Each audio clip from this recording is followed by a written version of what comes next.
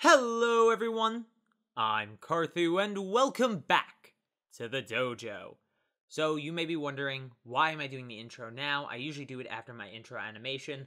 Well, that's because I'm introducing you right now to the topic at hand. That way, right after the animation, we get into the thick of it, because it was a process to do this, and I'm very happy I did it. It was really fun. It just took a long time. So, just a quick summary of what's going to go on here. I am going to put every scene, every being in quotes, in order. Now, these scenes have barely any context around them, and I have to use the clues that are within the scene to make my assumptions. That being said, some of you may disagree with these assumptions, and that's perfectly valid. None of us have the true information until the movie comes out, or at the very least, the summary comes out after that premiere, November 14th, which is only a few days away. So this video needed to go up now, or else it's basically invalid in a couple days' time. But I still think it's interesting, even after that point, so that way you could actually see how the events should play out. I think it's going to be very, very cool. I will specify which trailer everything is from, and if it is in multiple trailers, I will specify that as well. I've gone through each and every trailer multiple times, taking screenshots and putting them into separate folders, so that way I can cross-reference to make sure I have every screenshot listed under its right trailer or trailers. I also use the teaser trailer in this because trailer 3 makes us aware that the teaser trailer is actually somewhat valid in terms of discussing this movie, though maybe not entirely, as it has been changed slightly. That being said, there is a chance that those scenes could be in the movie. I'm treating that as true for now because it does seem that way, and if they're slightly edited, I don't think it will change their meaning too much. They weren't really that impactful to begin with, story-wise. Without further ado, video intro.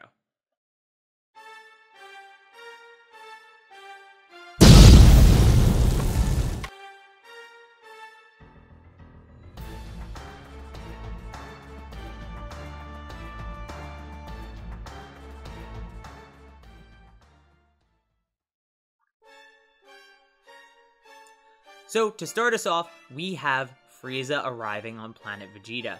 Frieza's arrival on planet Vegeta seems to be his first ever visit, as King Cold seems to make it clear that Frieza is now in charge of the Saiyans after their arrival. Pretty good. You have the shocked look of King Vegeta's face, and Frieza just overall being menacing. It's quite a wonderful way to open the movie, I think. After that, I'm assuming we have a small time skip. This is gonna bridge the gap between Vegeta being born and Frieza taking over the Saiyans, potentially. There is a chance that Frieza arrives when Vegeta was born. The Vegeta we know, not King. And we see little old baby Vegeta in his pod, but not before. In the first trailer, we see a pod with a Saiyan in it that is a green pod. In the later trailer 2, we find out that King Vegeta is walking past this pod, glaring at it a bit menacingly, and it turns out to be Broly, at least from what we can surmise. I think there's almost no doubting that's Broly at this point. He walks past that tank after glaring at it to go to his son, Vegeta, praise him a little bit with a hand on the glass, and we move forward from that. Since Broly is in his tank there's no reason to put Paragus running into the throne room before that, and that's because Paragus running into the throne room is because his son has been sent away. This is after King Vegeta took a look at Broly, said, "You're too strong, get the hell off my world," and popped him off into a space pod to a frontier planet. Then you see Paragus bolting out of the palace, breaking through the glass to chase after his son. Broly we see landing on the planet. He is eating something later in trailer 2, but that's presumably sooner than Paragus and Beats in trailer 1, finding what is presumably Broly's pod on the same world. Though it could be Paragus discovering that his pod has been broken, as we have been told will happen from other summaries and spoilers. Moving on from that though, I think that's about where the Broly stuff ends in terms of the past, and we can move on to the events of Dragon Ball Minus.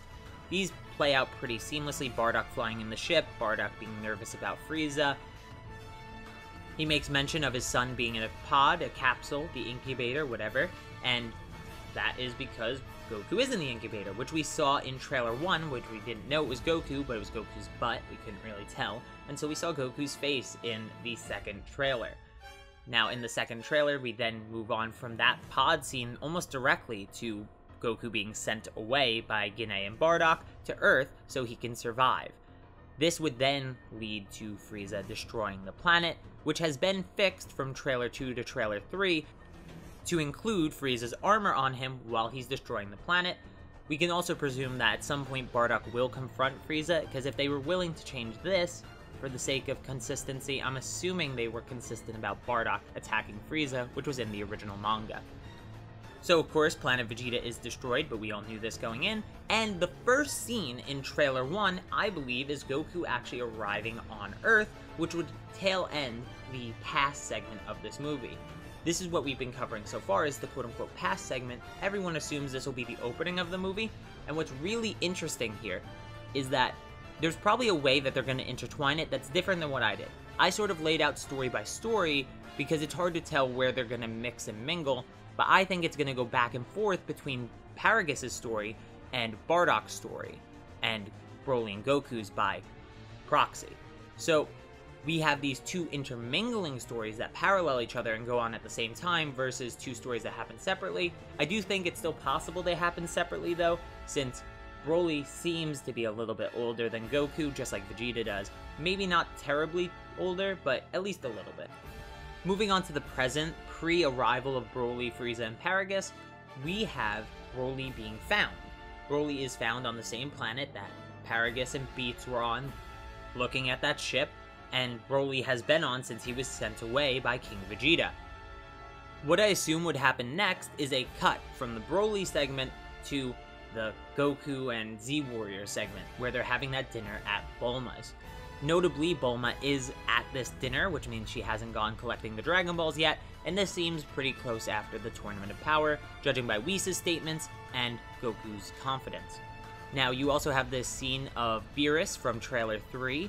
I put this in between two Trailer 1 scenes, and that's because if you look in the background of the Goku scene that's playing after this, you'll see the same Beerus actually in the same position. Then, cutting back to Beerus after this scene, though, because he changes his head direction, I assume something happens that triggers everybody to noticing something's off. That could come before or after this next scene, though, which is Bulma flying to the Arctic. She flies to the Arctic to collect the Dragon Balls, and wish to be young for whatever reason. And the reason I think that the Beerus scene could come before or after this is because Beerus senses something is off, seemingly the same way Piccolo does, but Piccolo seems a lot more nervous about this situation. And just so you know, Piccolo's scene where he is in the third trailer and he's got the funny nose, that's hard to place. There's no background information. We can't tell what's going on. He could just be at the dinner for all we know and, existing.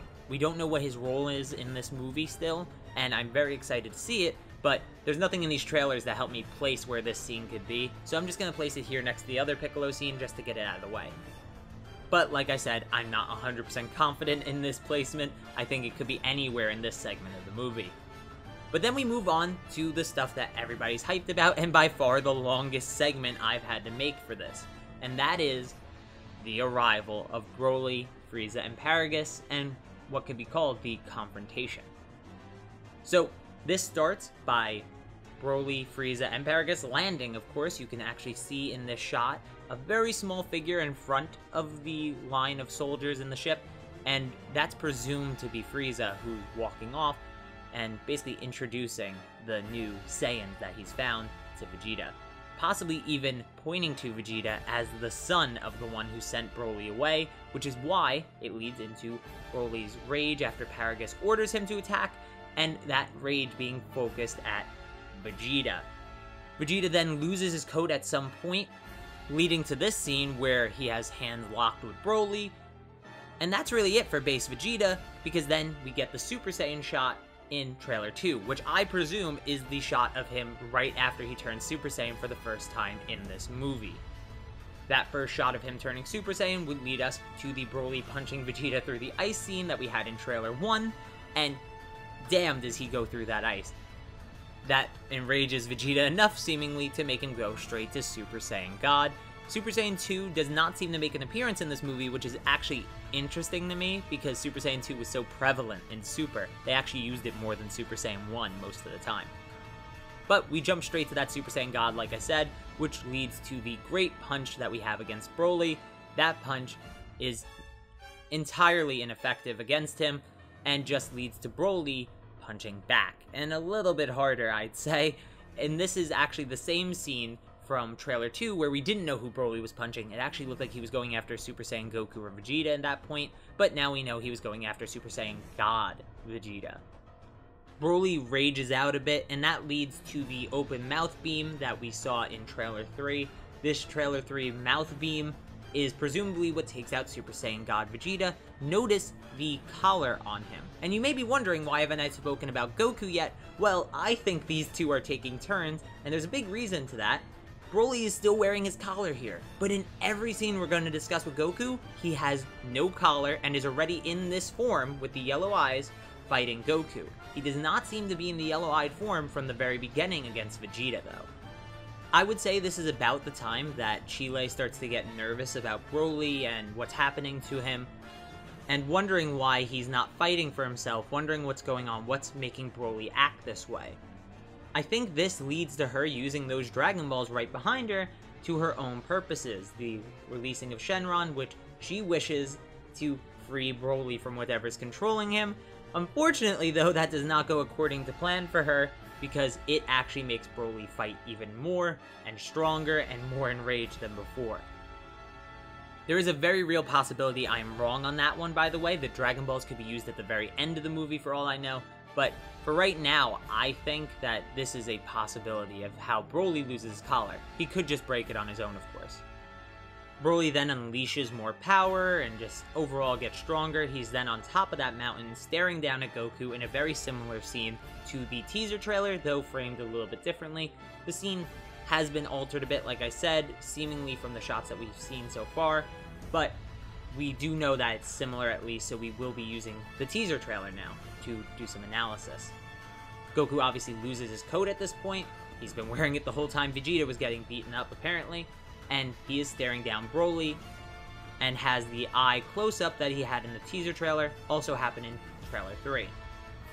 This leads to the teaser trailer Bouncy Boy, who launches his attack right up at Broly after taking a pretty cool fighting stance, and it leads to a collision of punches. We also see that Broly's eye here is the yellow with the black circle in the middle. That yellow eye with the pitch black pupil indicates that Broly is in fact in that second form that we've seen in all the design sheets and everything, which means this does have to take place after Vegeta's fight. Also, the lack of collar is apparent, and it becomes more apparent as we go through. The base Goku fight does not last very long, and actually Broly and Super Saiyan Goku go at it. This scene we saw in Trailer 1 was extended in Trailer 3, to show us that Goku gets utterly obliterated by this no-collar Broly. Again, you can see it in the screenshots that I'm showing. There's no collar. Just like Super Saiyan Vegeta went straight to Super Saiyan God, Goku does the same, no Super Saiyan 2 or 3 here.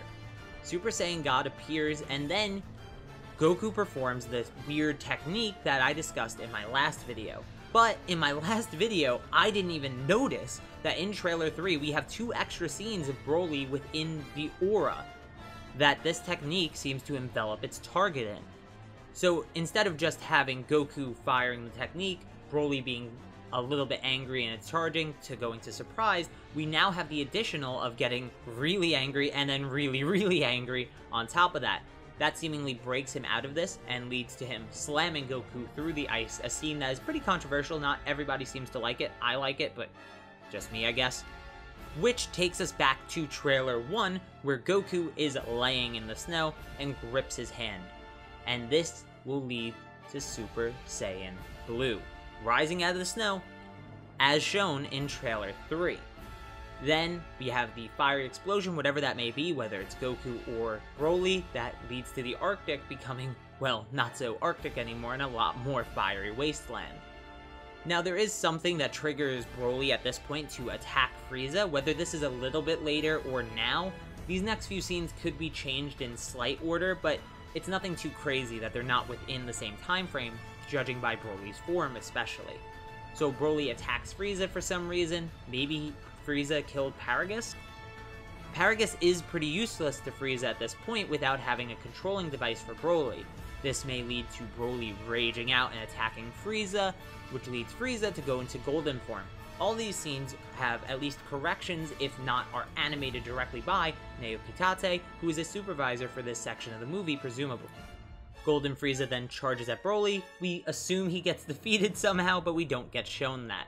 This leads me to think that Whis happens right after this. Again, Broly and Whis seemingly animated by Naokitate himself. It makes sense that this would be a continuation of his work in the same area of the movie. We then lead to the spectacular Super Saiyan Blue versus Broly fight, and I'm not saying that there's a chance that Whis loses or anything and Goku now surpasses Whis in this movie. I'm saying Whis just avoids all the attacks and gives no craps at all about actually fighting. He is there either to 1, observe, or B, to help out in weird, angel-y ways, let's say. Perhaps he's even the reason that Vegeta gets back up later, but we'll get to Vegeta coming back when it happens. This then leads to that massive attack that Broly was launching, the giant, I think it's CG though, orb, it is CG. It's really pretty though, and I really, really like it, despite it being CG.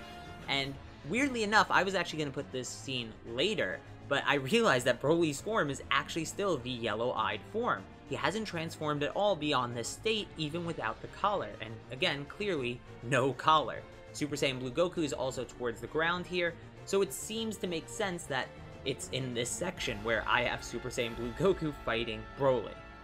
Somehow this move is countered or defeated or stopped in some special way. Perhaps it's Whis, perhaps it's something else, but that's irrelevant because this leads us directly to Broly being in the ground and rising up out of it. And again, a lot of people seem to think that this is Broly's true, full-powered, legendary Super Saiyan style form, but I don't think so. We've never gotten a design for the form with armor on, and I doubt that that's actually going to happen. I think he'll lose his armor before then. We also know for sure, though, that his armor is on when he is a Super Saiyan. So we have the scene of Broly rising out of the ground like I just showed. He gets a little bit higher in this scene, so it's afterwards. Goku's freaking out at the power increase, and Broly's Super Saiyan is unlocked, presumably. He probably didn't know how to do it before this. The energy coming out of him, though, is overwhelming, and it starts launching energy attacks everywhere over the battlefield. Goku readies himself to try and take this on, as things are just blowing up everywhere. But that's the only time we actually see Super Saiyan Broly and Goku by himself against one another. Because after that, we get the big CG scene, which is Goku, Vegeta, Super Saiyan Blue versus Broly. Notice that these scenes have to take place after the fact because Goku now has no shirt at all versus having some shirt in all of these earlier scenes. Again, making me believe that this has to be Super Saiyan Broly that we're seeing in the earlier segment that I showed, because Goku still has a shirt in that scene. So if Goku still has a shirt, it's just Super Saiyan Broly, not anything beyond that. No full-powered Super Saiyan Broly to be found here. So we go through that big fight sequence, we get the Kamehameha Gallic Gun combo, which kind of looks wonky. I'm not too big a fan of it, but it could be cool when finished in the movie, hopefully. I mean, the movie's coming out in like 3 days for a premiere, but maybe by December they fix some things up before then. And that leads us to the final scene in the trailers themselves. The last scene, and the only scene we see of full-powered Super Saiyan Broly. It's a 3-shot thing that I have going on here, but just to show all the angles that we have, the super close-up, the forward shot, and the side shot. I think it's super cool. He looks really rad in this art style, and I genuinely like it. But that's it.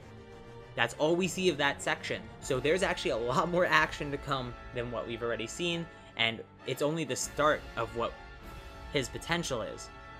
So leave your opinions, counterpoints in the comments down below. Tell me if I got anything in the wrong order, or you think something is notable that would change the order a little bit. Maybe you see something in the background or something in the foreground that changes it. Do you think that big orb attack that Broly was using is what destroys the Arctic? It is hard to tell because I couldn't tell if that was the Arctic or not in the background. It looked a bit dark, so I gave it the benefit of the doubt for being the fiery place. But It could have just been dark because of the nighttime. I think this movie does take place over like a day for some reason, and the orb itself generating so much light that just casts shadows on everything else, potentially. It doesn't seem that that makes sense, but that seems to be how the Dragon Ball logic of attacks work. Everything gets darker when a really big attack happens, especially Broly attacks in the old movies, which lead to these darkened scenes with big attacks following. So I guess that sort of makes sense. But, like I said, hard to tell there. That one could be moved, and a couple of other things I said I wasn't 100% sure on. This is as close of a guess as I can give to the order of the movie, and I really do appreciate any comments that you leave. Feel free to subscribe if you want more Dragon Ball Super Broly content, and hit that notification bell so you get notified every single time I upload a video.